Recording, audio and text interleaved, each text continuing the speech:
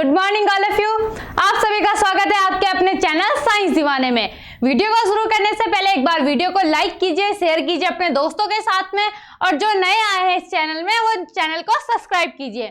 तो हमने पिछली क्लास में हमने पढ़ा था कि वाष्प दाब का अवनमन के बारे में पढ़ा था, उसके आपेक्षिक अवनमन के बारे में पढ़ा था, उसमें हमने सूत्र का निगमन करा था। आज हम पढ़ेंगे क्वथनांक का उन्नयन, या जो आपका क्वथनांक होता है वो क्या होता है। तो शुरू करते हैं। सबसे पहले आपके पास में आ जाता है कि क्वथनांक जो आपका क्या होता है, बॉइलिंग पॉइंट होता है। ठीक है, कि मतलब जो आपका टेम्परेचर होता है उस या कोई विलयन है उसको हम कितना हीट कर रहे हैं। तो देख लेते हैं, थोड़ा समझ लो आप पहले इस तरीके से कि आपके पास में ये वायुमंडलीय दाब है कि किसी द्रव का जो वाष्प दाब होता है, अगर वो वायुमंडलीय दाब एक एटीएम के बराबर हो जाता है तो वो क्या कहलाता है, उस विलयन का क्वथनांक कहलाता है। क्या बोला मैंने कि किसी भी विलयन का वाष्प दाब वायुमंडलीय दाब एक एटीएम के बराबर होता है तो वो उस विलयन का क्या कहलाता है, क्वथनांक कहलाता है। फॉर एग्जाम्पल हमारे पास में यहाँ पे एक विलयन है, ठीक है, ये क्या है, एक शुद्ध विलायक है, शुद्ध विलायक। और अगर हम इसको हीट दे रहे हैं, ठीक है, यहां से हमने इसको क्या कर रहे हैं, हम यहां से इस शुद्ध विलायक में हीट दे रहे हैं इसको, ठीक। तो इसका जो वाष्प दाब होगा वो कितना होगा, इसका वाष्प दाब यहां तक पहुंचने में इसको ज्यादा समय नहीं लगेगा। मतलब इसका जो टेम्परेचर होगा, जो ताप होगा वो क्या होगा, कम होगा। मतलब ज्यादा, अगर इसमें शुद्ध विलायक है, मान लो यहाँ पे कोई पानी है, उसको हम क्या कर रहे हैं, हीट कर रहे हैं, हीट दे रहे हैं, हम गर्म कर रहे हैं, तो कुछ टाइम ऐसा आएगा कि जब वो क्या हो जाएगा, उसका जो वाष्प दाब है वो वायुमंडलीय दाब के बराबर हो जाएगा। तो इसी तरीके से उसी हम क्या कर रहे हैं, जब हम उसी शुद्ध विलायक में हमने क्या मिलाया, अवाष्पशील ठोस मिला दिया। ठीक है, क्या मिलाया हमने, कोई अवाष्पशील ठोस मिला दिया। जैसे अवाष्पशील हमने ठोस, हम घर एक एग्जांपल ले लेते हैं, NaCl सॉल्ट होता है, ठीक है, हमने इसमें क्या मिला दिया, NaCl मिला दिया। तो ये क्या, ये तो विलयन बन गया। ठीक है, इसको भी हमने क्या कर रहे हैं, हम यहाँ पे इसको भी हीट दे रहे हैं। ठीक है, हीट दे रहे हैं इसको। तो जब हम इसको हीट दे रहे हैं तो जब इसका टेम्परेचर, अच्छा एक बात बताओ मुझे, इस शुद्ध विलायक का टेम्परेचर ज्यादा होगा या इस विलयन का टेम्परेचर ज्यादा होगा। आपको याद आ रहा होगा कि किसमें, वाष्प दाब के अवनमन में क्या होता था कि उसमें वाष्प दाब में कमी, जब हम किसी शुद्ध विलायक में क्या मिलाते थे, जल्दी बताओ। शुद्ध विलायक में हम क्या मिलाते थे, अवाष्पशील विलय मिलाते थे। ठीक है, ठोस अवाष्पशील विलय मिलाते थे तो उसके वाष्प दाब में क्या आने लग जाती थी, कमी आने लग जाती। तो वो क्या होता था, हमारे पास वाष्प दाब का अवनमन। यहाँ पे क्या हो रहा है, ठीक है, शुद्ध विलायक है हमारे पास में, यहाँ पे क्या है, शुद्ध विलायक है। शुद्ध विलायक में हमने अगेन क्या मिलाया, अवाष्पशील विलय मिला दिया। ठीक है, उसके बाद हमें क्या प्राप्त हुआ, विलयन प्राप्त हुआ। अब हम उसको भी क्या कर रहे हैं, हीट कर रहे हैं। इधर मैंने शुद्ध विलायक को, मतलब एक और मैंने यहाँ पे शुद्ध विलायक ले लिया। ठीक है, पहले एक तो था हमारे पास जिसमें हमने ठोस क्या मिला दिया, अवाष्पशील विलय मिला दिया, तो हमारे पास एक सॉल्यूशन बन गया। मैंने दूसरा लिया, अब हमने दोनों को ही हम हीट कर रहे हैं। तो इसमें क्या हो जाए, इसके टेम्परेचर, इसका जो बॉइलिंग पॉइंट है वो ज्यादा रहेगा। इसका क्या रहेगा, इसके बॉइलिंग, इसमें ये जल्दी गर्म हो जाएगा ना, इसको टाइम लगेगा, मतलब इसको हमें ज्यादा हीट देना पड़ेगा तभी तो गर्म होगा। इसका मतलब यहाँ पे क्या हो रहा है, वृद्धि हो रही है टेम्परेचर में, हो रही है कि नहीं हो रही भाई। ये जल्दी होगा कि ये वाला जल्दी होगा, ये वाला जल्दी होगा क्योंकि हम इसको क्या कर रहे हैं, हीट दे रहे हैं, और उतनी हीट हम इसको दे तो ये लेट में होगा क्योंकि इसमें क्या है, अवाष्पशील कुछ ठोस विलय हैं। देखते हैं हम, ठीक है, समझते हैं इसको क्या है। हमारे पास क्वेश्चन किस तरीके से आएगा कि किसी द्रव के क्वथनांक से क्या अभिप्राय है। यदि शुद्ध द्रव में कोई अवाष्पशील मिलाया जाए तो उसके क्वथनांक पे क्या प्रभाव पड़ेगा। ठीक है, वो मैंने आपको अभी बता दिया। एक बार हम अच्छे से डेफिनेशन के थ्रू हम और अच्छे से समझ लेते हैं। दूसरा क्वेश्चन किस तरीके से आएगा कि क्वथनांक के उन्नयन से क्या अभिप्राय है, और इसके लिए सूत्र भी ज्ञात कीजिए। ठीक है, सूत्र भी अभी हम इसको डेरिवेट करेंगे। तो देख लेते हैं यहाँ पे क्या है आपका बॉइलिंग पॉइंट ऑफ लिक्विड, क्या है आपके पास में द्रव का क्वथनांक। देखो, किसी द्रव का वह निश्चित ताप, यहाँ पे क्या है कि किसी द्रव का वह निश्चित ताप जिस पर उसका वाष्प दाब एक एटीएम वायुमंडलीय दाब के बराबर क्या हो जाता है, वो उस द्रव का क्या कहलाता है, क्वथनांक कहलाता है। मैंने अभी आपको समझाया ना कि क्या होता है कि कोई द्रव है, वो उसका जो वाष्प दाब है जब वो एक एटीएम या वायुमंडलीय दाब के बराबर हो जाता है तो वो क्या कहलाता है, उस विलयन का क्वथनांक कहलाता है या उस द्रव का क्वथनांक कहलाता है। क्लियर हुई बात। दूसरी चीज यहाँ पे क्या है आपके पास में कि क्वथनांक के उन्नयन से आप क्या समझते हैं, ठीक है। अवनमन में क्या होता था, कमी आ जाती है, ठीक है। उन्नयन में क्या होती है, वृद्धि होती है, ठीक है। कि जब किसी शुद्ध विलायक में हमने, अभी हमारे पास में शुद्ध विलायक था, ठीक है, उसमें हमने जब अवाष्पशील विलय मिलाया जाता है तो उस द्रव के क्वथनांक में क्या होने लग जाती है, वृद्धि होने लग। मैंने अभी आपको समझाया ना कि क्या था हमारे पास में यहाँ पे क्या था, जब हमारे पास में शुद्ध विलायक था तो वो जल्दी हीट, उसको हम जब जल्दी गर्म, वो क्या कर रहे थे, गर्म कर रहे थे, तो वो जल्दी क्या बन रही थी, उसकी गैस बन रही थी। मतलब उतना ही हम अगर दोनों को टेम्परेचर सेम रखें दोनों का, तो क्या हो जाएगा, इसका जो बॉइलिंग पॉइंट है वो क्या होगा, इससे क्या हो जाएगा, कम रहेगा, इसका कम रहेगा, इसका ज्यादा रहेगा, क्योंकि इसको टाइम लगेगा क्या होने में, वाष्पित होने में। क्यों टाइम लगेगा, क्योंकि इसमें क्या है, अवाष्पशील विलय मिला रखा है, ठीक है। जो शुद्ध विलायक है वो हमारा क्या हो जाएगा, जल्दी क्या हो जाएगा, उसका जो बॉइलिंग पॉइंट है वो क्या रहेगा, अगर उसको हम दोनों को एक जैसा भी रखते हैं, अगर मैंने इसको 100 डिग्री सेल्सियस रखा, इसको भी 100 डिग्री, तो ये जल्दी वाष्पित हो जाएगा, ठीक है, जो शुद्ध विलायक। और ये वाला आपको इसमें टाइम लगेगा, तो इसके क्वथनांक में क्या होने लग जाती है, वृद्धि होने लग जाती है, क्योंकि हमें इसको दोनों का अगर हमने सेम टाइम में रखना है तो इसके क्वथनांक को हमको क्या करना पड़ेगा, इसके बॉइलिंग पॉइंट को बढ़ाना पड़ेगा, तब जाके दोनों को सेम टाइम लगेगा। क्लियर हुई बात। तो ये क्या हो जाता है कि क्वथनांक, इसके जो द्रव है इसके क्वथनांक में क्या होने लग जाती है, वृद्धि होने लग जाती है। तो इसको क्या कहते हैं, हम क्वथनांक का उन्नयन कहते हैं। इसे हम किससे निरूपित करते हैं, डेल टी बी से। टी यहाँ पे क्या है, टेम्परेचर, ठीक है, और बी यहाँ पे क्या है, बॉइलिंग पॉइंट, ठीक है, द्वारा हम क्या करते हैं, इसको निरूपित करते हैं। आई बात समझ में। जब किसी शुद्ध विलायक में हम कोई अवाष्पशील ठोस विलय मिलाते हैं तो उस द्रव के क्वथनांक में क्या होने लग जाती है, वृद्धि होने लग जाती है। जब उसमें वृद्धि होती है तो उसके क्वथनांक में, जब उसमें हम क्या मिलाते हैं, अवाष्पशील ठोस मिलाते हैं तो उसके क्वथनांक में वृद्धि होती है, जिसे हम क्या कहते हैं, क्वथनांक का उन्नयन कहते हैं। क्लियर हुई बात। आगे देखते हैं। अब हमारे पास में क्या है कि क्वथनांक उन्नयन का कारण क्या होता है। जैसे आपने वहां पे वाष्प दाब का अवनमन पढ़ा था ना, उसका रीजन भी पढ़ा था कि क्या हो जाता है कि वो एक जो शुद्ध विलायक होता है वो उसमें कोई अवरोध उत्पन्न नहीं होता, इसलिए वो जल्दी वाष्पित होने लग जाता है। और इसमें जब अवरोध उत्पन्न होता है तो इसमें क्या लगता है, टाइम लगता है, तो वाष्प दाब में कमी आ जाती है। अब यहाँ पे क्या हो जाता है, जो आपका क्वथनांक है, इसका क्वथनांक क्या होता है, इसका ज्यादा होता है, जिसमें क्या होते हैं, अवाष्पशील ठोस विलय होते हैं। आगे देखते हैं। जब द्रव में अवाष्पशील विलय मिलाया जाता है तो उसका वाष्प दाब क्या हो जाता है, घट जाता है। यह भी हमने पढ़ा था ना, इसीलिए उसके क्वथनांक में क्या होने लग जाती है, वृद्धि होने लग जाती है। मैंने ये भी आपको अच्छे तरीके से समझा रखा है कि उसका वाष्प दाब क्यों घटता है और उसका कारण क्या होता है, ठीक है। अब इसका क्वथनांक के लिए हमारा सूत्र की स्थापना करते हैं, ठीक है। तो अब पहले थोड़ा सा हम ग्राफ को देख लेते हैं। हम यहाँ पे एक ग्राफ बना लेते हैं जिसको आपको समझने में थोड़ा आसानी रहेगी। तो ये ग्राफ बना लो आप कुछ इस तरीके से। यहाँ पे अगर आप यहाँ पे पहले आपको यहाँ पे नंबर डालना है 0, 0.2, 0.4, 0.6, 0.8 और यहाँ पे आप लिख दो 1.0, ठीक है। इस तरीके से आप लिखते रहो यहाँ पे, यहाँ पे 1.2। अब इसको थोड़ा बढ़ा भी सकते हो या फिर आप इसको क्या कर सकते हो, कम भी कर सकते हो। अगर हम यहाँ से इसको इसमें लेते हैं, एक लाइन ड्रॉ करते हैं, वो लाइन हमारी क्या होगी, पी नोट, ठीक है। याद करो पी नोट क्या होता था आपके पास में, जल्दी बताओ। पी एस याद आ रहा है कुछ, अभी हमने पिछली वीडियो में तो पढ़ा था।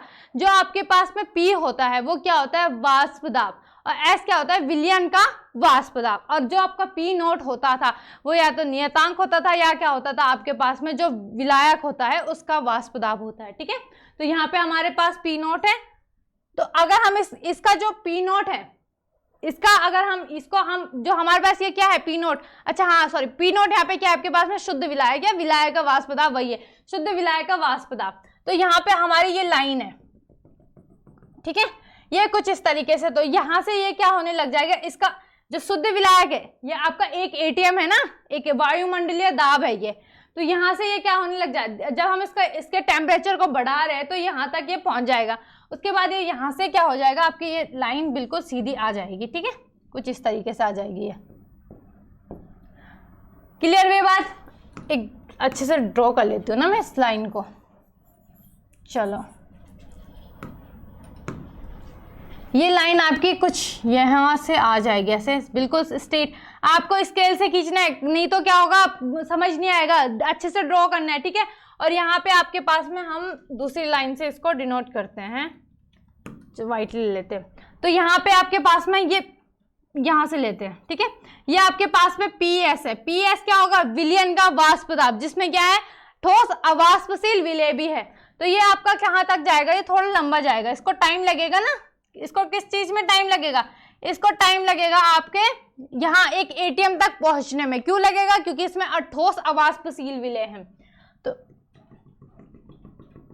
ये इसके बीच में क्या है, ग्राफ। तो यहाँ पे आपके पास में क्या आ जाएगा, ये डेल टी, यहाँ पे ये जो अंतर है, डिफरेंस है इन दोनों के बीच में, इसको हम डिनोट, ये आपका क्या हो जाएगा यहाँ पे टी बी। टी बी क्या है, temperature of boiling, sorry boiling point of temperature, ठीक है, या आप क्या बोल सकते हो इसको, क्वथनांक किसका, टेम्परेचर, ताप, ठीक है। समझने के लिए आप कुछ भी समझ, मतलब कुछ भी क्या है, टी मतलब टेम्परेचर हो गया, बी मतलब बॉइलिंग हो गया, ठीक है। तो अब यहाँ पे क्या हो जाएगा आपका, यहाँ पे पी नॉट विलियन हो जाएगा, या आप इसको क्या लिख सकते, विलियन ही लिख लो, ठीक है, पी नॉट विलियन, और यहाँ पे ये पी एस विलियन हो जाएगा। क्लियर हुई बात? आप यहाँ पे एक एटीएम, इसको लिख देना, आप क्या लिखोगे इसको, आप लिखोगे एक एटीएम या वायुमंडलीय दाब, एक एटीएम, ठीक है। इतनी बात आई समझ में? क्या था कि अगर हमारे पास पी नोट है जो शुद्ध विलायक, उसको जब हम इसको हीट कर रहे हैं तो उसका जो ग्राफ बनेगा वो कुछ इस तरीके से जल्दी ही क्या पहुंच जाएगा, वायुमंडलीय दाब में पहुंच जाएगा, ठीक है। तो वो क्या हो जाएगा यहाँ पे आपका बिल्कुल। उसके बाद तो ये मैं आपको ये समझाने के लिए कि इन दोनों के बीच में डिफरेंस, यहाँ भी आप फाइंड आउट कर सकते हो डिफरेंस को, ठीक है।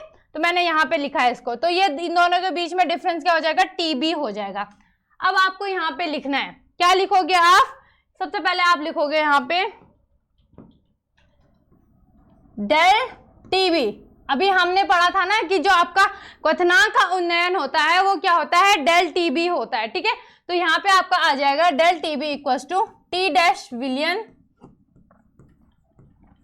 Minus T विलियन।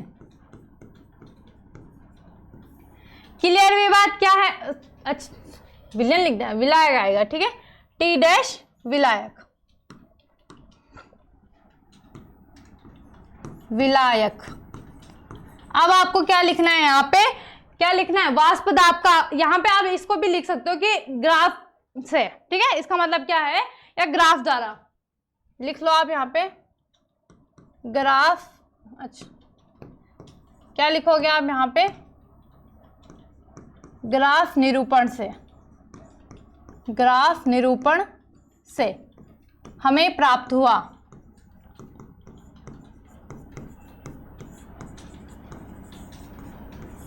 ठीक है, क्या प्राप्त हुआ आपको कि जो आपका डेल टी, जो क्वथनांक का उन्नयन है वो क्या होता है, टी डैश विलियन माइनस टी विलायक होता है। क्लियर हुई बात? अब आपने क्या पढ़ा है, वाष्प दाब का अवनमन पढ़ा है कि नहीं पढ़ा है, या यहाँ पे क्या हो रहा है, जब वाष्प दाब का अवनमन, सॉरी वाष्प दाब का अवनमन, जब वाष्प दाब घट रहा है तो उन्नयन, इसका जो क्वथनांक का उन्नयन है वो क्या हो रहा है, बढ़ रहा है। तो आप इसको क्या लिख सकते हो कि वाष्प दाब का अवनमन, लिख लो आप, वाष्प दाब का अवनमन किसके समानुपाती है, जो यहाँ पे क्या है आपके पास में क्वथनांक के उन्नयन के, किसके समानुपाती है, क्वथनांक के उन्नयन के, ठीक है। क्या बोला मैंने कि ये तो अभी हमने उसमें पढ़ा था ना, आपने किस में पढ़ा था जल्दी बताओ, पढ़ा था आपने, अभी पढ़ा था ना हमने कि जब आपका वाष्प दाब घटता है, मतलब इसका जो कारण होता है तो क्या हो जाता है, ये पढ़ा था ना हमने कि जब हमारा कोई विलयन है उसका वाष्प दाब घट जाता है, इसीलिए उसके क्वथनांक में क्या होने लग जाती है, वृद्धि होने लग जाती है।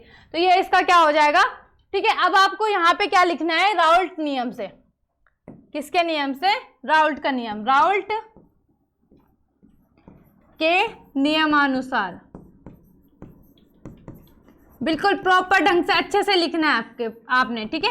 राउल्ट का नियम क्या होता था, राउल्ट का फर्स्ट नियम क्या होता है, P not minus P S किसके समानुपाती होता था, यहाँ पे टी बी के होता था कि नहीं होता था। फर्स्ट ये आपका क्या है, राउल्ट का जो सॉरी यहाँ पे आपने राउल्ट के पहले नियम को क्या करना है, बाद में लिखना है, उससे पहले आपको यहाँ पे थोड़ा राउल्ट का नियम आपने लगाना है अभी, ठीक है। यहाँ पे आप क्या लिखोगे, इस यही लिखा ना मैंने, जो वाष्प दाब का अवनमन होता है वो क्या होता है, P not minus P S, और जो क्वथनांक का उन्नयन है वो टी बी होता है, ठीक है।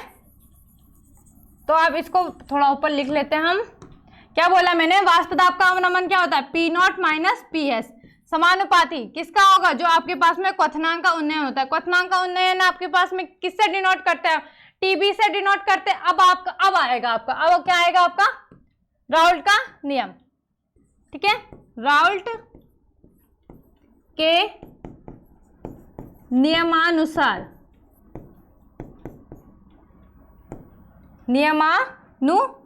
ठीक है। यहाँ पे आपका क्या आ जाएगा, ये स हो जाएगा। चलो, तो राउल्ट के नियमानुसार अभी हमने जब वाष्प दाब के आपेक्षिक अवनमन के लिए भी सूत्र निकाला था, तो क्या होता था वो, ये होता था आपके पास में P not minus P S upon P not, ठीक है, इज इक्वल टू में आपके पास में क्या आ जाता था, जल्दी बताओ, W upon M, small W upon small M plus में capital W upon capital M. ये आता था कि नहीं आता था, जल्दी बताओ फटाफट से, ये आ जाता था। उसके बाद में आपका क्या हो जाएगा, इस पी को हम इधर भेज देते हैं, तो ये किस में चला जाएगा, आपका मल्टीप्लाई में चला जाएगा। तो यहाँ पे आप क्या लिखोगे, ठीक है, इसके बाद ये आ जाएगा P not minus P S, ठीक है। यहाँ पे दूसरी चीज आप क्या लिख सकते हो, तो हम यहाँ पे क्या लिखते थे, जो आपके पास में एन होता था, एन क्या है, बहुत कम मात्रा, बहुत कम संख्या है, इसको हम capital N small M plus capital N, तो उसको हम एन ही लिखते थे। तो हम यहाँ पे भी इसको क्या लिख सकते हैं, small W upon small M और अपॉन में capital W upon capital M, तो आप यहाँ पे इसको लिख सकते हो, ठीक है, small W upon small M, और यहाँ पे आपका क्या आ जाएगा, capital W upon capital M. अब आपको वही करना है, क्या करना है, मल्टीप्लाई कर देनी है, वो देखते हैं हम, ठीक। तो यहाँ पे आपका क्या आ जाएगा, पी नॉट, अब हम यहाँ पे लिख रही हूँ मैं, P not minus P S, लिख दो इसको भाई, स्मॉल डब्ल्यू कैपिटल एम, यहाँ पे स्मॉल एम और कैपिटल डब्ल्यू, और यहाँ पे मल्टीप्लाई में आपका पी नॉट, ठीक है। इतनी बात आई समझ में। सबसे पहले हमने क्या करा कि जो आपका ग्राफ निरूपण से हमें क्या प्राप्त हुआ कि जो डेल टी बी है वो क्या है, टी विलयन, टी डैश विलयन माइनस टी विलायक। उसके बाद हमारे पास में क्या ज्ञात हुआ हमें कि वाष्प दाब का अवनमन किसके समानुपाती होता है, क्वथनांक के उन्नयन के, ठीक है। अगर हम वाष्प दाब के अवनमन को बढ़ाते हैं तो क्वथनांक का उन्नयन भी बढ़ेगा। तो P not minus P S समानुपाती किसके हो जाएगा, डी टी बी के। राउल्ट के नियमानुसार, राउल्ट का अभी हमने निकाला था ना, वाष्प दाब के आपेक्षिक अवनमन से निकाला था हमने, ठीक है। तो क्या होता था हमारे पास, P not minus P S upon P naught, W upon M, ठीक है। उसके बाद small W small M, plus में क्या आ जाता था आपके पास में, यहाँ पे प्लस में क्या आ जाता था आपके पास में, कैपिटल डब्ल्यू कैपिटल एम। उसके बाद में आपने ये पढ़ा होगा कि आपके पास में जो यहाँ पे एन होता था वो क्या होता था, बिल्कुल एन, उसकी कुछ बहुत, उसकी जो स्मॉल एन की वैल्यू बहुत छोटी होती थी, इसलिए उसको हम एन, ये था ना आपके पास में एन प्लस एन, इसको हम क्या लिख सकते हैं, एन लिख सकते हैं। आई बात समझ में, तो इसीलिए मैंने यहाँ पे ये लिख दिया। और उसके बाद में हमारे क्या करा, फोर्थ टर्म से फर्स्ट टर्म से मल्टीप्लाई कर दी, सेकंड को थर्ड से कर दी, और यहाँ पे जो पी नॉट था वो डिवाइड में था, तो वहां जाके किस में चला जाएगा, आपके मल्टीप्लाई में चला जाएगा। इतनी बात हुई क्लियर। आगे देखते हैं, आगे अब देखो, अब हमारे पास में क्या है कि अगर हमारे पास में निश्चित ताप है, निश्चित ताप में दिए गए विलायक, यहां पे आप देखोगे जब, ठीक है, जो ये है तो यहाँ पे ये जो आपके पास में ये वाला है ना, क्या m और m इंटू पी नॉट, तो ये क्या हो जाएगा, ये आपके पास में नियतांक होता है, ठीक है। तो वही लिखना है आपने, क्या लिखोगे आप यहाँ पे आप ऐसे ही लिखोगे कि निश्चित ताप पे दिए गए विलायक के लिए, ठीक है, दिए गए विलायक के लिए पी नॉट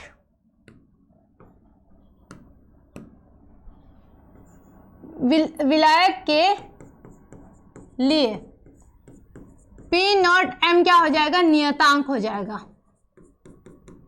नियतांक होगा कि नहीं होगा, ठीक है, ये क्या हो जाएगा आपके पास में नियतांक हो जाएगा। उसके बाद आप क्या लिखोगे, अब आपके पास में जो लिख दो P not minus P S, यहाँ पे क्या आएगा, नियतांक आ जाएगा, और बाकी बची हुई वैल्यू क्या क्या थी, small w small m into capital W, ठीक है। बाकी m इंटू पी नॉट की जगह हमने क्या रख दिया, नियतांक रख दिया, क्या आ गया यहाँ पे, नियतांक आ गया, ठीक है। इसीलिए क्या होगा यहाँ पे, अब ये नियतांक, ठीक है। अब हम इसको क्या, जब आपको कुछ याद आ रहा है, जब हम समानुपाती का सिंबल हटाते थे, क्या बोला मैंने, जब हम समानुपाती का सिंबल हटाते थे तो हम वहां पे एक कांस्टेंट लगाते थे और इक्वल्स टू का सिंबल आता था। अगर हमें ये नियतांक और ये वो इक्वल्स टू का निशान हटाना है तो हम यहाँ पे क्या लगा देंगे, समानुपाती का निशान सिंबल यहाँ पे आ जाएगा, ठीक है। तो ये हो जाएगा P not minus P S, समानुपाती किसके होगा, W स्मॉल m और कैपिटल W। इतनी बात हुई क्लियर। और अगर हमारे पास में जो आपके पास में विलायक की मात्रा होगी, अगर क्या बोला मैंने, अगर विलायक की मात्रा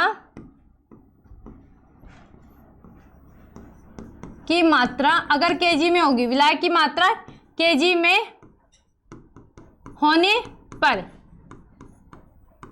ठीक है, तब क्या कर देंगे हम, 100 से 1000 से मल्टीप्लाई कर देंगे, ठीक है। क्या हो जाएगा तब आपका 1000 से multiply, P not minus P S, समानुपाती क्या हो जाएगा यहाँ पे, W into 1000 small m capital W। कुछ याद आ रहा है, ये किस चीज का फॉर्मूला होता था, फटाफट से बताओ, किस चीज का फॉर्मूला होता था आपके पास में, यहाँ पे ये होता था आपके पास में P not minus P S, फटाफट से, ये होता था मोललता, याद आ रहा है कुछ, किस चीज का फॉर्मूला होता था,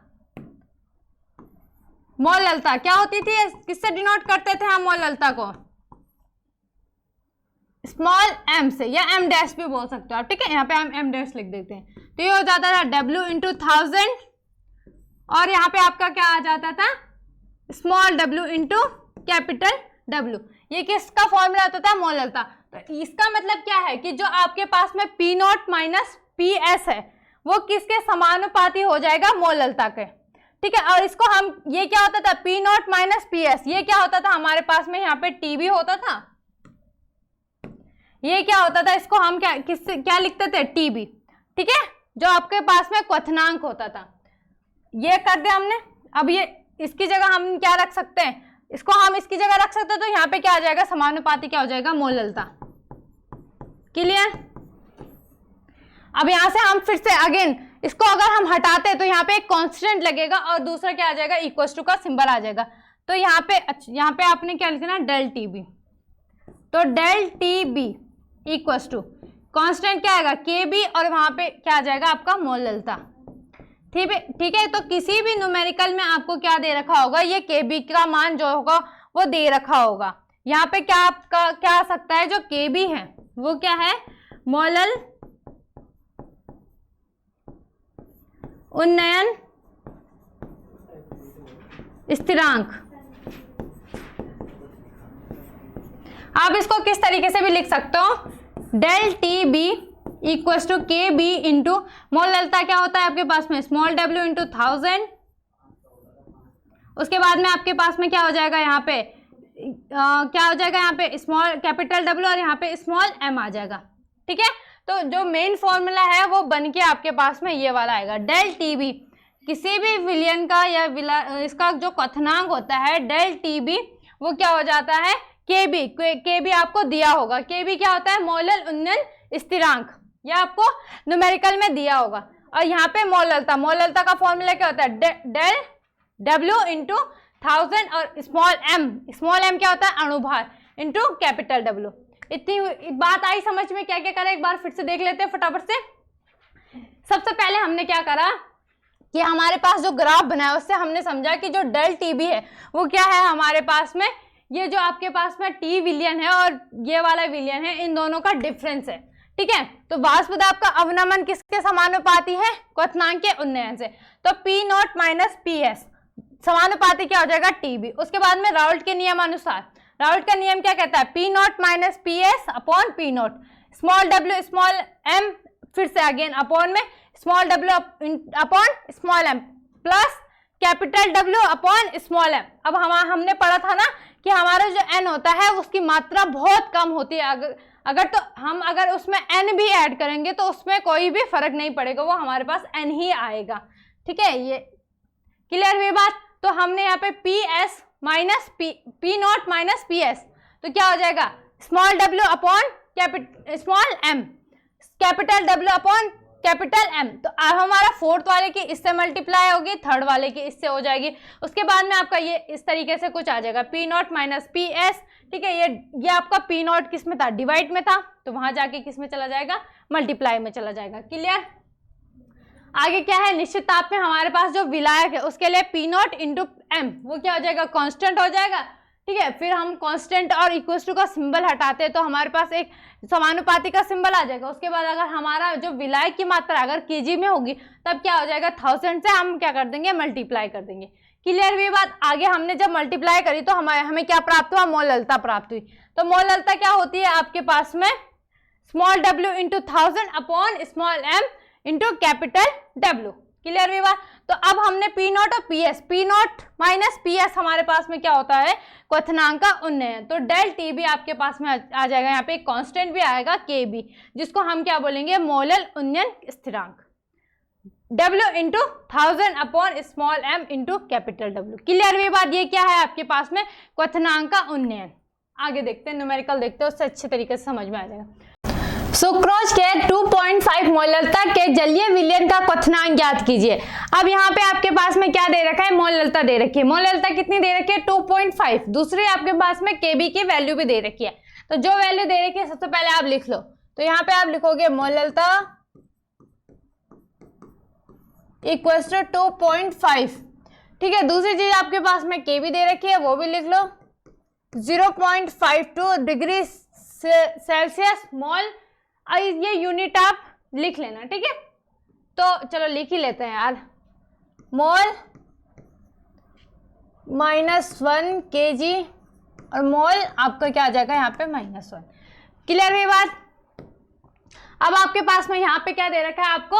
सुक्रोज के मतलब के 2.5 मोललता के हमने क्या करना है? जलीय विलयन में क्वथनांक ज्ञात करना है। क्वथनांक क्या याद आ रहा है आपके पास में? कुछ क्वथनांक का उन्नयन डेल जो आपके पास में टीबी होता है वो इक्वल टू क्या होता है? के बी इंटू मोललता।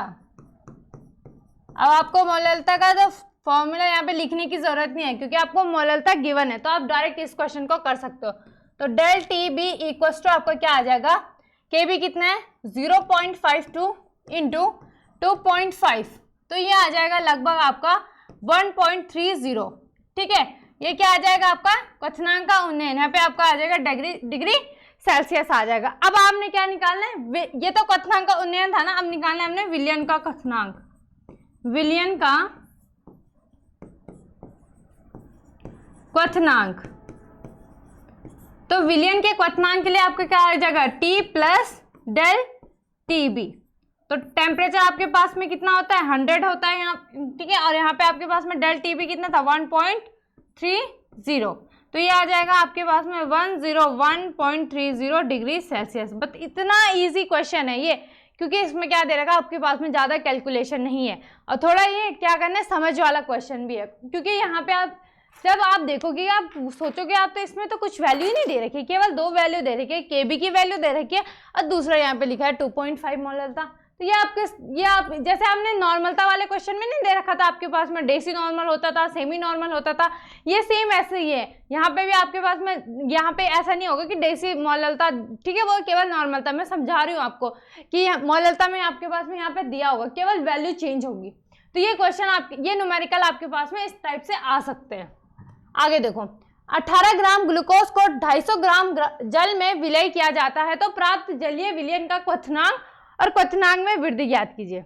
अब आपको सबसे पहले लिखना है आपको क्या क्या गिवन है। तो क्या क्या है आपको, एक तो आपको ग्लूकोज स्मॉल w गिवन है 18 ग्राम, कैपिटल W आपको गिवन है 250 ग्राम, ग्लूकोज का अणुभार स्मॉल m कितना होता है 180। दूसरी चीज आपको क्या दे रखा है और kb दे रखा है, kb दे रखा है 0.52, ठीक है, kg मोल इनवर्स। क्लियर। अब हमने फॉर्मूला लिखना है। फॉर्मूला क्या होता है, क्वथनांक डेल टीबी, क्वथनांक विलयन के क्वथनांक का उन्नयन। डेल टीबी इक्वल टू क्या होता था आपके पास में, kb इंटू मोललता। अब मोललता के, अब यहाँ पे आपको मोललता डायरेक्ट वैल्यू नहीं दे रखी है तो आपको मोललता निकालनी होगी। तो उसके लिए आपको फॉर्मूला ये लगता है आपका small w into 1000 upon small m into क्या होता था कैपिटल W। फटाफट से रख दो आप वैल्यू, क्या होगा, kb की वैल्यू कितनी दे रखी है आपके पास में 0.52 इंटू स्मॉल w आपके पास में 18 इंटू 1000, स्मॉल m कितना 180 है और ये आपके पास में 250 है। 0 से 0 कटा, 0 से 0 कैंसिल हो गया, या 0 से 0 मर्ज, ये आप तीन कुछ भी बोल सकते हैं। 18 से 18 कैंसिल हो गया। क्लियर। यहाँ पे आपके पास में क्या कितना आएगा, ये आएगा आपके पास में 5 कितना आएगा 5 यहाँ पे 10 है ना, तो 10 की मल्टीप्लाई करोगे तो 5.2 अपॉन 25, ठीक है। अगर आप इसको भी कैंसिल कर अच्छा यहाँ से भी आप क्या कर सकते हो, पॉइंट को क्या कर सकते हो, हटाओगे, पॉइंट हटाओगे तो यहाँ पे एक 0 लग जाएगा, तो ये आ जाएगा आपके पास में, इसको अगर 2 से कैंसिल करते हैं तो ये आ जाएगा 125, यहाँ पे आ जाएगा 26, ठीक है। कैंसिल करके देख लेना, 2 से दोनों को भाग दे देना, तो 52 26 दूना 52, ठीक है, इस तरीके से। अब 125 दूना 250, ठीक है। ये क्या बोलते हैं 26 2 जा क्या हो जाएगा आपके पास में 52, 125 2 जा क्या हो जाएगा आपके पास में 250, तो कैंसिल हो गया। ये 126 अपॉन क्या आ जाएगा आपके पास में, क्या कितना आ जाएगा 125 आ जाएगा। तो ये 125, अगर आप इसको डिवाइड करोगे तो डिवाइड करके आपके पास में जो डेल टीबी है वो लगभग आ जाएगा 0.208 डिग्री सेल्सियस। क्लियर विवाद। अगेन अब आपको क्या निकालना है, टी डैश विलियन, ठीक है। मैंने आपको ग्राफ से अच्छे तरीके से समझा रखा है इसमें, ठीक है। टी डैश विलियन ये आपके पास में, और ये यहाँ पे क्या आ जाएगा, ये होता था ना डेल टीबी इक्वल टू क्या होता था, टी विलियन माइनस आपके पास में विलायक होता था। तो इसको हमने इसका पक्षांतर कर दिया और यहाँ से जो डेल टीबी था वो उधर चला गया, तो क्या हो जाएगा टी आपके पास में विलायक और प्लस में आपके पास में क्या हो जाएगा डेल टीबी। तो ये आपके पास में लगभग टी विलायक कितना था यहाँ पे आपके पास में, ये आ जाएगा 373 केल्विन, ठीक है। 100 डिग्री सेल्सियस है ना, अगर डिग्री सेल्सियस को हम केल्विन, अच्छा हमने पिछले वाले क्वेश्चन में डिग्री सेल्सियस में करा, इसमें हमने केल्विन में करा, क्यों, क्योंकि हमें जो केबी है, केबी का मान वहाँ पे डिग्री सेल्सियस में दिया था, यहाँ पे किस में दे रखा केल्विन। तो अगर हम किसी भी आपके पास में टेम्परेचर है उसको अगर डिग्री सेल्सियस से केल्विन में चेंज करते तो 273 से प्लस करते। जैसे अगर हमारे पास 100 डिग्री सेल्सियस है उसको हमने केल्विन में चेंज करना है तो 273 प्लस करेंगे तो आपके पास में 373 केल्विन। इसी तरीके से अगर 200 डिग्री सेल्सियस होगा इसको केल्विन में चेंज करना है तो इसमें प्लस 273 ऐड कर दो, तो ये हो जाएगा आपके पास में 473 केल्विन। क्लियर हुई बात। इसी तरीके से टी विलायक 100 डिग्री सेल्सियस तक केल्विन में चेंज करा तो 100 में क्या करना है आपने 273 को प्लस कर देना, तो कितना हो जाएगा 373 केल्विन। अब प्लस कितना आ रहा था आपके पास में यहाँ पे 0.208, तो ये आ जाएगा आपके पास में 373.208। यहाँ पे आपके पास में किस में आ जाएगा, ये केल्विन में आ जाएगा। क्लियर हुई बात। इतना इजी है, कुछ ज़्यादा टफ तो है ही नहीं, इसमें हल्की फुल्की कैलकुलेशन है, थोड़ी बहुत कैलकुलेशन है वो आपको करनी है।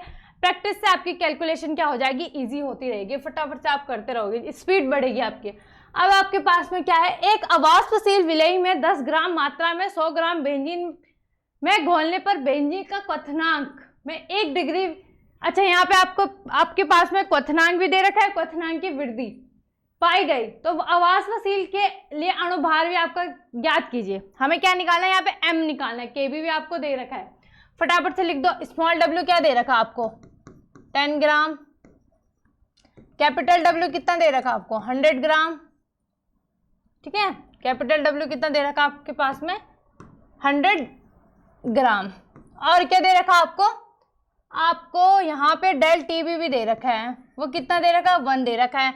दूसरी चीज आपको क्या दे रखा है, यहाँ पे अणुभार आपको निकालना है, kb लिख लो आप 2.53, ठीक है, और kg मोल इनवर्स।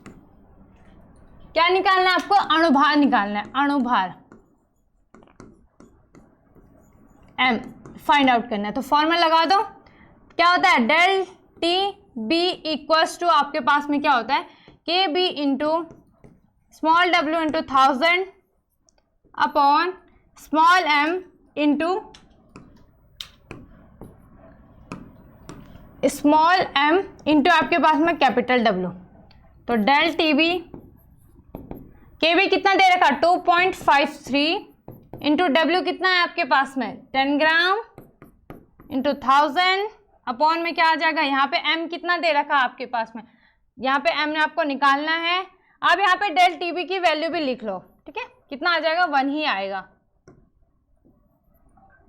और ये कितना दे रखा आपके पास में, ये दे रखा 100 ग्राम, 1000 ही आ रहा है, क्या दे रखा है आपके पास में यहाँ पे 100। कैंसिल कर दो, 0 से 0 कैंसिल हो जाएगा, इस 0 से ये 0 हो जाएगा, ये m इधर चला जाएगा, ठीक है, डिवाइड में है तो मल्टीप्लाई में चला जाएगा। तो ये आ जाएगा 2.53 इंटू आपके पास में 100, ठीक है, ये 20 है ना, तो ये आपके पास में आएगा m 253, ये 253। तो ये क्या है आपके पास में, किसी विलयन का अणुभार जो हमने यहाँ पे निकाला है, तो ये आपका आंसर हो जाएगा। अच्छी तरीके से लिखना है आपने लिखना है अवास्पशील का अणुभार कितना है, 253, ठीक है, 253 आपका अणुभार हो जाएगा। तो ये इस तरीके से आपने क्या करना है, आपने न्यूमेरिकल करना है, इनकी प्रैक्टिस करनी है। एक बार तो आपने यहाँ पे देख लिया, अब आपने क्या करना है, एक बार खुद से प्रैक्टिस करना है। तो हम आज के लिए इतना ही रखते हैं, मिलते हैं नेक्स्ट डे नेक्स्ट वीडियो के साथ।